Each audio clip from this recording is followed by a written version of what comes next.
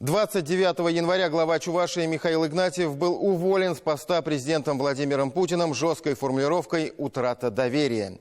Игнатьев потерял должность после второго подряд публичного скандала в течение января 2020 года.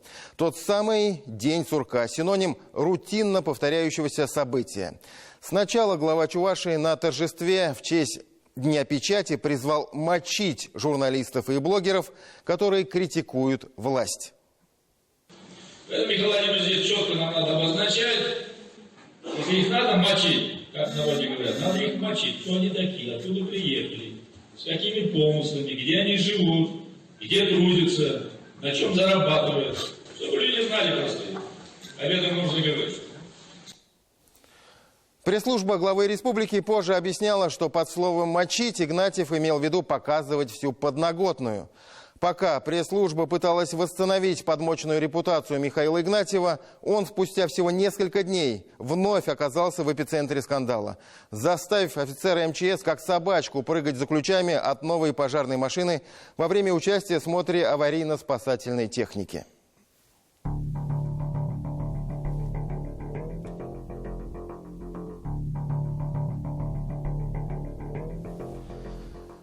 В администрации республики вновь объясняли и оправдывали поступок главы знакомством с офицером, который прыгал за ключами. Но дальше оправдываться смысла уже не было. Барин и холоп подцепил вирус с короной.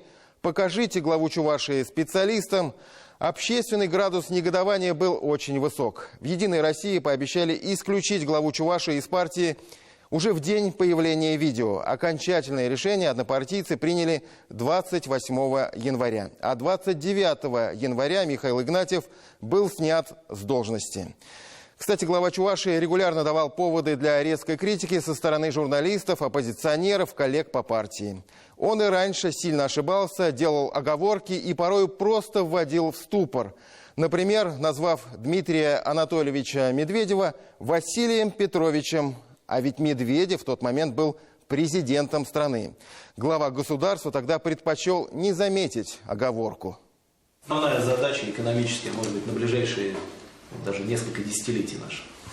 Вообще, Дмитрий Иванович, я хочу здесь отметить, за счет государственной поддержки, на слайде, если показать, на сегодняшний день.